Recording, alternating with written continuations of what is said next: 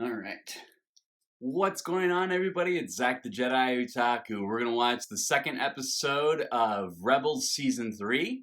And I got it queued up. I apologize for the lack of volume last week, so I'm going to turn it up a little bit. So hopefully this will work a little bit better. Last week was really fun with the episode. We got to see Ezra be evolved and all the rest of the characters get evolved a little bit from where they were at the end of Season 2. Definitely getting to see a lot more interesting things. I loved the Bendu that we got to see last week with Kanan. And I loved how we got to see Ezra, in his teenage years, really being in that kind of nitty-gritty and trying to find his place where he belongs, because he finally has real power, real taste of power, but he doesn't have the experience to kind of wield it in the correct way. So I'm liking how this season is going to evolve that aspect. So let's get into it. Ready? Play. But what if there are secrets we can learn from it that'll help us destroy the Sith? Ezra, the secrets in that thing almost destroyed you. I know. But if not to get the Sith Holocron... Wait. Looks like it was attacked. Is that one of the ships that we got from Leia? Does not look like it's doing well. It's one of the KOTOR ships, right? I can smell the carbon scoring. Over here. Kanan's senses are getting sharper. Another Inquisitor? We've got to warn Hera. New Inquisitor? Hera! Am I glad to see you're alright? Kanan. There's another Inquisitor after us. He knows where the ghost is. Kanan. It's not an Inquisitor. Oh, no. What? Who is it? Just an old friend. Maul. Jedi. Uh-oh. What do you want? The Sith Holocron that our apprentice and I acquired on Malachor. Our We apprentice. don't have it. In touch with coordinates for a rendezvous. Don't disappoint me. Those are interesting droids he's got in his new outfit. Holocron. Don't. Mandalorian, you of all. Another Mandalorian. Or did I not once rule your people?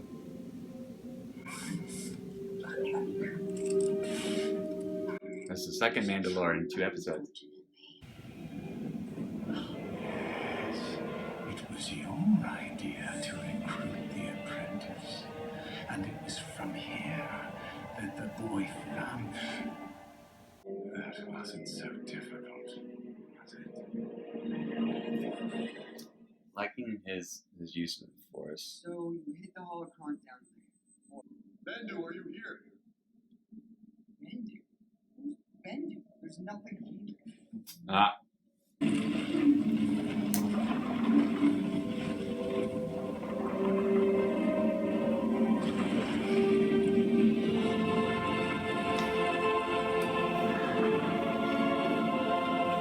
Jedi returns, and with his student.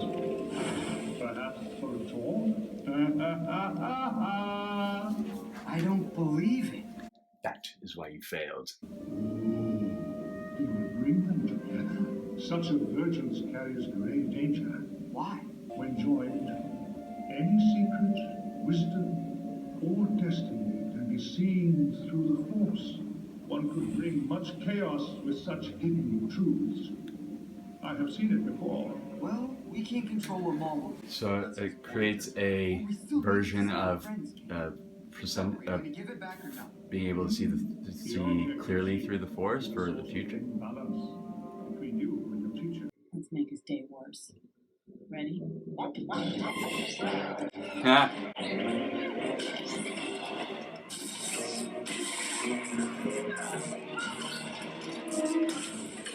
Get to the engine room. Quietly.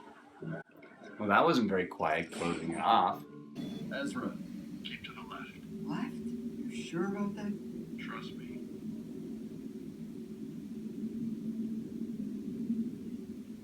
Don't go right. Perhaps master and apprentice will rediscover their balance. Or perhaps they'll be equal. Such is the way of things. I love how casually he's like, maybe this, maybe not. Maybe you'll live, maybe you'll die. I'm sorry for it. For everything, Kanan. It wasn't your fault. Yes, Master. Aww. Is it on top of like a queen spider?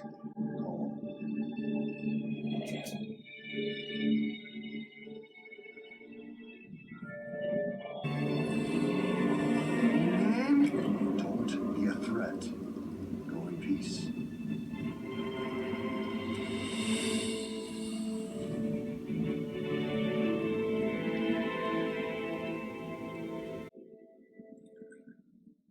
I like how Ezra's like a little bit in awe of Kanan right now. Relaxed it is. You don't sound relaxed. Yeah, well, I look relaxed. Oh, they're flying A-Wings now. Oh, where's this? That is a sweet, sweet space base. And an asteroid field. This way, Master Jedi.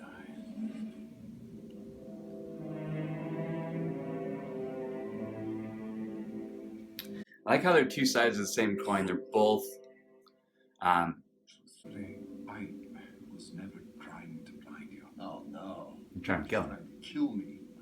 At first, you don't succeed. Hey, try again.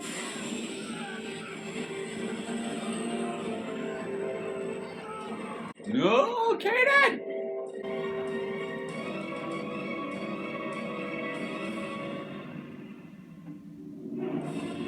Yeah, pull yourself forward. Come on.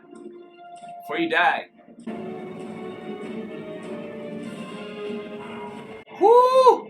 As for me, I seek something much simpler, yet equally elusive. What's that? Hope. Now, let us begin. No, I'm looking for what? I'm curious. I want to know what you actually are looking for.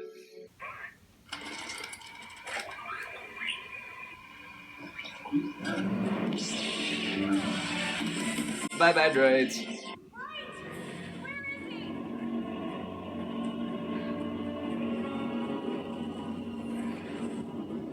Whoa. I see him! Wall's close! I'm gonna get Ezra out! Be ready!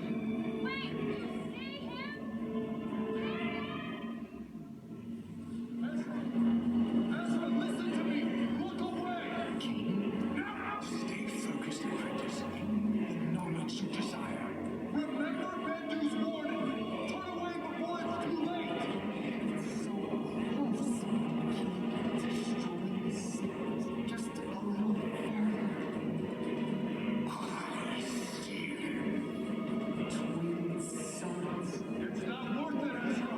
Tatooine. Where's Maul? He lives? Who lives? He lives?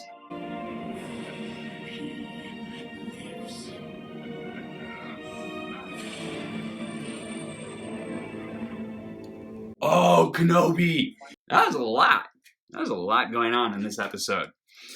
All right, so let's talk about Maul first. I really enjoyed this episode. I like how people who don't really know the Inquisitors or what the Jedi versus the Sith or anything involving the Force, they're just like the Red Blades. I like that's how most people refer to the Inquisitors or Sith wielders. Something that was really cool with Maul is that he kept referring to Ezra whenever he was talking to Kanan as our apprentice. So Maul still really feels like Ezra is his apprentice. That's the way he views Ezra. And he's going to continue to, anytime he pops up, I'm sure he's going to try and do as much as he can to put his influence on Ezra and keep trying to hold him and bring him to him. I also thought it was really interesting how he has this new outfit. It looked pretty slick. like his out, before he just had the cloak that went over. He didn't like even have clothes on.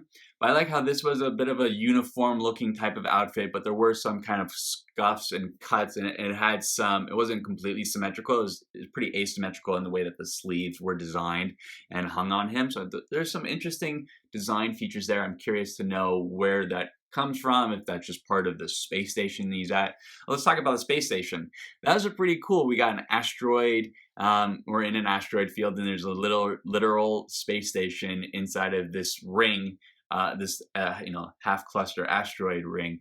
That was interesting. We got Maul's ship on there. It looked like there were a couple of points. So I wonder where he got that. If that from the Clone Wars, and I don't remember. It's a repurposed base, because that base looks like it's been there for a long time.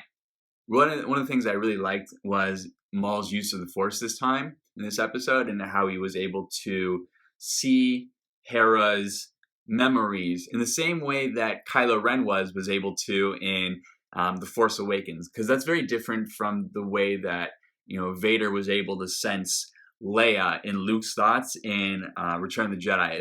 There's a bit of a difference between the level of knowledge that you're able to glean off of a person versus their kind of general thoughts versus kind of digging into their thoughts. So I thought that was cool that we were the continuity is harping that difference of the Force here in Rebels compared to some of the movies, and making sure they match up with how the Force is displayed in The Force Awakens and in Rebels. Same thing with the last episode too. It wasn't even the mind control trick that Ezra was using, because that's always been a verbal suggestion. This was straight up mind domination. He took over that pilot's complete body and moved him. It wasn't like he was a suggestion that he planted in the head and then the guy went out and did it the best way that he did.